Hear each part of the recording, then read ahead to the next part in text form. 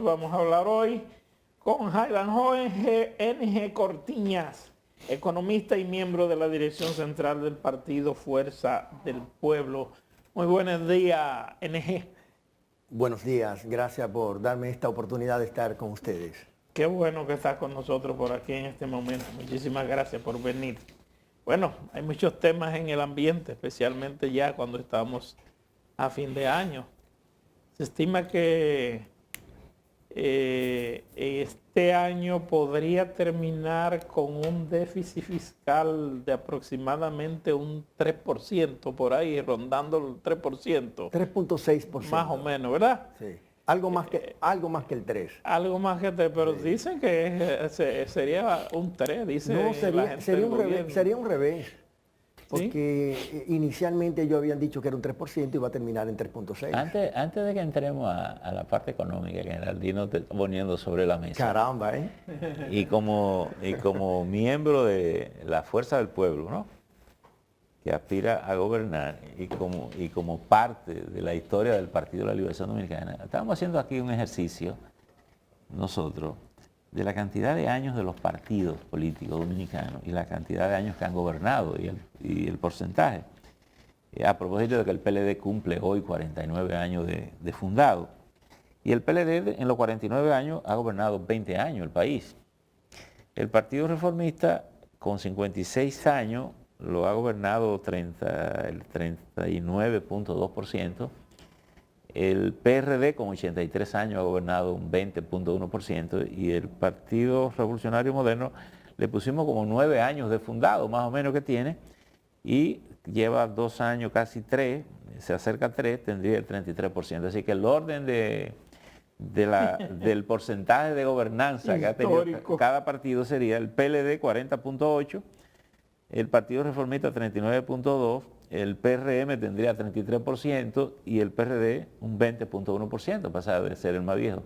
Y la ironía que decíamos es que el PRD casi es la mamá de casi todo, porque son de los PLDistas, de alguna manera la Fuerza del Pueblo, porque muchos de ustedes vienen también de esa formación, y del PRM también, ¿verdad? Pero al PRM hay que comenzarle su cuenta aparte porque formó un partido diferente. Así es. A la Fuerza del Pueblo le correspondería entonces armar su propia historia. Correcto, y la estamos armando. Tanto así que aquí va a acontecer para el año 2024 el impacto de lo improbable. Lo probable es que toda esta narrativa que usted acaba de contar y lo improbable que se va a convertir en probable en el 2024 es que un partido nuevo, con apenas 3 años, como lo es la Fuerza del Pueblo, ya es opción de poder y se va a constituir en el partido ganador en las próximas elecciones. Yo quiero, a propósito de esa reflexión que usted hace, conectar con lo que le plantea Geraldino, la parte económica. Pero más que lo que va a suceder, mi pregunta iría, aprovechando que Geraldino pone el tema, ¿qué le plantea la Fuerza del Pueblo a la sociedad dominicana? Primero porque el presidente Fernández ha gobernado en 3 ocasiones el país. ¿Qué nuevo? ¿Cuál puede ser la novedad en estas circunstancias, que evidentemente es nueva para todos? ¿Qué le pudiera plantear como solución a los temas nacionales? En el plano económico, no tener los niveles inflacionarios que la economía dominicana ha estado padeciendo en los últimos 3 años. Durante las gestiones del presidente Fernández, la estabilidad de precios era un común denominador de sus 3 gestiones. Incluso, no solamente en tiempos de normalidad, sino también en tiempos de crisis, de fenómenos naturales, en tiempos de crisis importada o crisis internacional y también de crisis interna heredada de factores locales. Entonces, eso es lo novedoso respecto a la tragedia que está pasando la población dominicana respecto al incremento de los precios, que nosotros estaríamos gobernando bajo un clima de crecimiento, pero con estabilidad de precios. Usted puede apreciar que ahora en este año 2022, que ya está finalizando, el año comenzó mal y está terminando mal en materia de precios. ¿Y por qué comenzó mal? Porque la inflación en enero del 2022, la inflación interanual, superaba el 8%. Y ahora, para diciembre del 2022, la inflación va a terminar rondando el 8%. Lo que significa que comenzamos mal y estamos terminando mal. Y eso es un revés para las autoridades, especialmente del equipo económico, tanto del ámbito fiscal como del ámbito monetario. Y eso se expresa en forma tan, digamos, tan dramática ahora en ocasión de las Navidades, que solo la cena de Navidad para este año 2022, diciembre del 2022, el incremento de precios para costear lo que sería una cena representativa para una familia típica se va a incrementar en alrededor de un 40%. Estamos hablando que una cena de Navidad en el año 2021, diciembre del 2021, costaba alrededor de 3.500 pesos y este año 2022, diciembre, estará costando alrededor de 5.000 pesos. Por lo tanto, esta situación de incremento de precios nosotros no la vamos a reproducir en un gobierno que esté presidido por el presidente Fernández a partir del año 2022. Ustedes hablan de aumento de precios, pero sin embargo ustedes dan unas fórmulas económicas que a todas luces son maravillosas. Sin embargo, el gobierno de Leonel Fernández, el último gobierno de Leonel Fernández, le dejó el déficit quizás más grande de las últimas décadas a un gobierno, dejándole un déficit de casi 100.000 millones de pesos al gobierno que le seguía. ¿Cómo es posible que eso sea explicado en este momento, en esta situación económica? Mire, esos 100.000 millones de pesos que usted menciona, en cifra absoluta, parecería como muy grande. Estamos hablando casi del 9% del PIB. No, eso no es preciso. Eso no es Entre correcto. el 8 y 9%. No. En ese momento. El déficit fiscal fue de algo más del 5%, 5.6%. Eso no fue lo que dijeron en ese momento. Incluso el propio presidente Leonel Fernández explicó por qué razones había sido el supuesto déficit fiscal. Como economista puedo decirle que el déficit fiscal rondó no más del 6%, 5.7, 5.8%. El de ahora, en tiempos de normalidad, es de 3.6%. Por lo tanto, en el año 2012, que había una situación de precios del barril de petróleo que se situaba cerca de $140, precio que nunca estas autoridades han alcanzado en el plano internacional, y con una crisis internacional fuerte a causa de la crisis de los subprime en los Estados Unidos que se inició en el año 2008. En ese entorno internacional fuerte de crisis que provocó una gran recesión y se llevó a las principales economías del mundo, entonces la política pero fiscal, estamos hablando del 2008. No, la crisis internacional fue en el 2008, no en el 2012. Si me dejas responder, la crisis se genera a partir del 2008, pero la crisis no solo dura unos meses, la crisis se mantuvo hasta el año 2012 en el mundo, con precios internacionales que se colocaron hasta en $140. Entonces, nosotros como equipo económico, en ese entonces teníamos la disyuntiva, bueno, o expandimos el gasto público para contrarrestar, para mitigar los impactos internacionales, o nos quedamos cruzados de brazos. Y tomamos la decisión de expandir el gasto público y ciertamente el déficit fiscal aumentó, pero no aumentó y trajo como consecuencia ese aumento para beneficio de la política económica, no aumentó la pobreza, que es lo más pecaminoso cuando un déficit fiscal se eleva, pero a diferencia de la actualidad. Pero precisamente esa política económica es la misma que aplicó el mismo gobernador que ustedes tenían y que hoy el presidente Fernández dice que es el principal actor regresionista. Geraldino, mira, la política económica no la dirige una persona, la política económica la dirige un equipo de gobierno. La política económica no es el ámbito monetario solamente, es una parte de la política económica, la complementa a la política fiscal. Por lo tanto, no lo reduzca, Geraldino, a una persona ni a un sector, sino que es algo más amplio. Pero quiero relacionarme a esas dos coyunturas, la del 8-12, la crisis internacional y las circunstancias que el mundo ha vivido hoy. ¿Entiende que esa crisis es peor que la que hemos vivido en los últimos 2 años, que ha generado los factores inflacionarios a nivel mundial por tema de la pandemia, tema del transporte, los conflictos que se han generado incluso en torno a la crisis Ucrania-Rusia? ¿Entiende que esos factores son menores que lo que sucedieron en esa crisis que usted ha relacionado como para pensar que el actual gobierno ha manejado mal la situación? En términos de precios internacionales, la anterior fue mayor. no estoy aquí diciendo o minimizando que no ha habido un proceso inflacionario a escala mundial en la actualidad. Ha habido una incidencia de la inflación que se podría denominar inflación importada, pero la inflación local no solamente es alimentada por esa inflación importada, sino también por factores internos. Ahora, el problema no es tanto de cuál fue mayor, si ayer u hoy, sino el problema es cómo se responde a la situación. ¿Qué tanto éxito ha tenido la política económica de un gobierno para afrontar esas dificultades? ¿Y qué resulta ahora?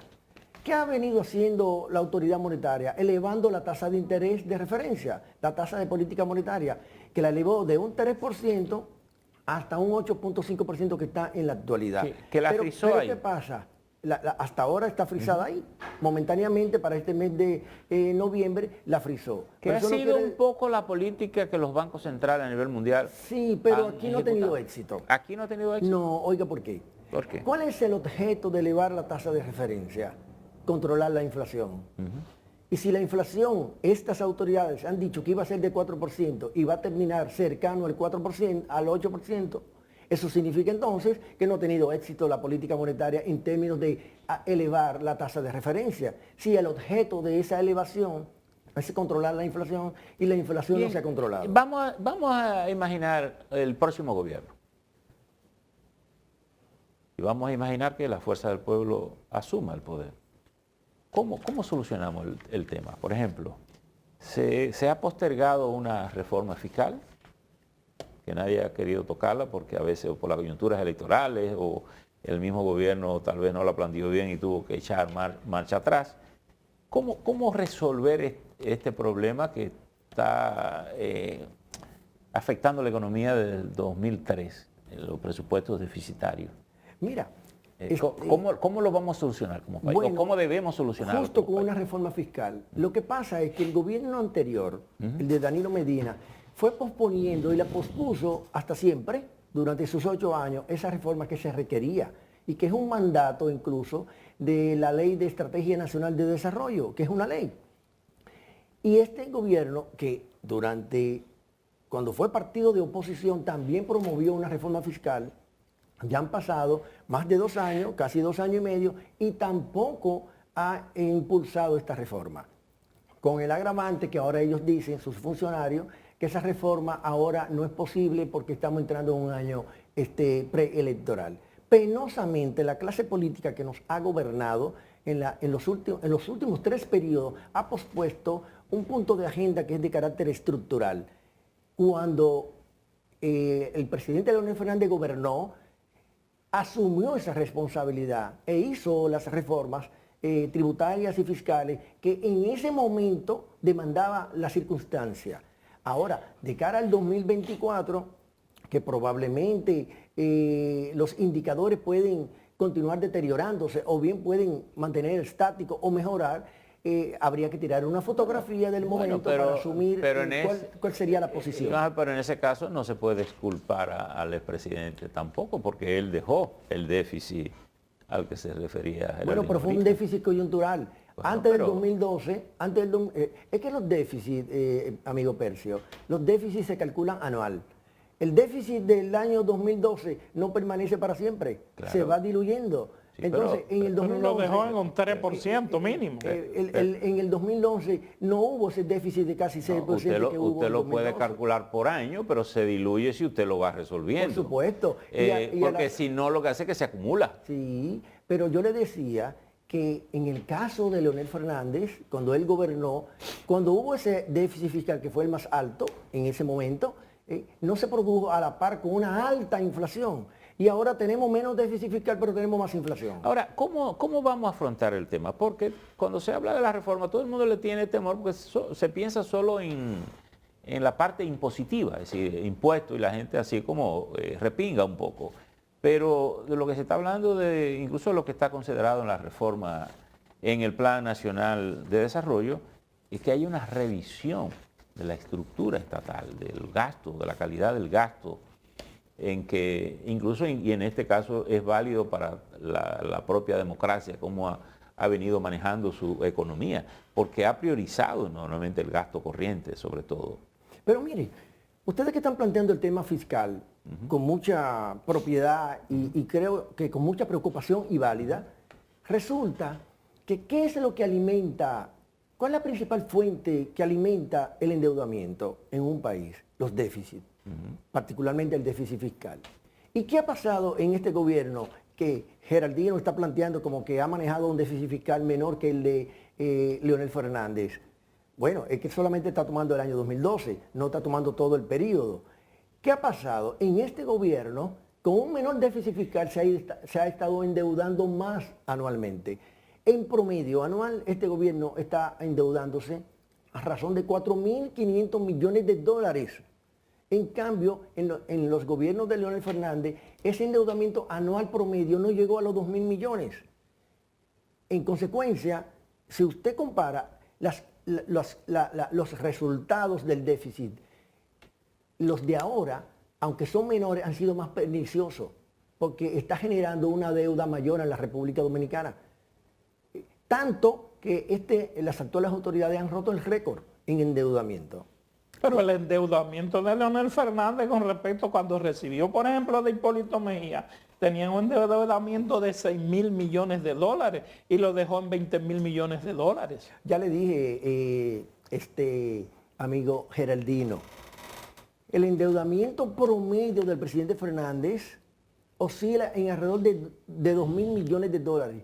Y el actual, el gobierno que dirige a la nación, supera los 4.500 millones de dólares. En cualquier clase de aritmética, 4.500 millones es mayor que 2.000. Sí, pero los factores internacionales no son los mismos.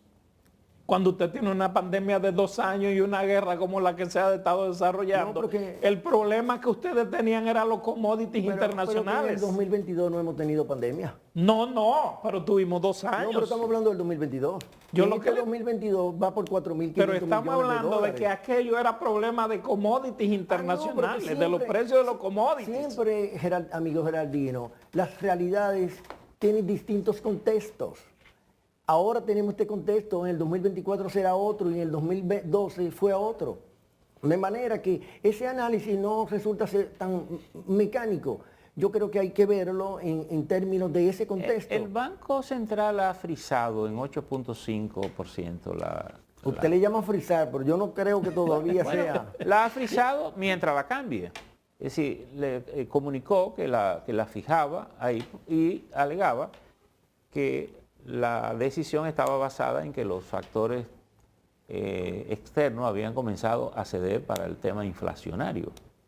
¿Es posible que estos factores sigan bajando en favor de la economía mundial o es una cosa que puede ser coyuntural e indeterminada? Mire, Percio, si usted lee mensualmente, y yo estoy seguro que usted lo lee, usted es una persona que se mantiene al corriente de las cosas, todos los meses el Banco Central, desde varios años, desde que empezó el proceso inflacionario que fue en junio del 2020, ha venido diciendo que primero que la inflación iba a ser transitoria, luego que la inflación era importada, luego que la inflación convergía hacia el rango meta.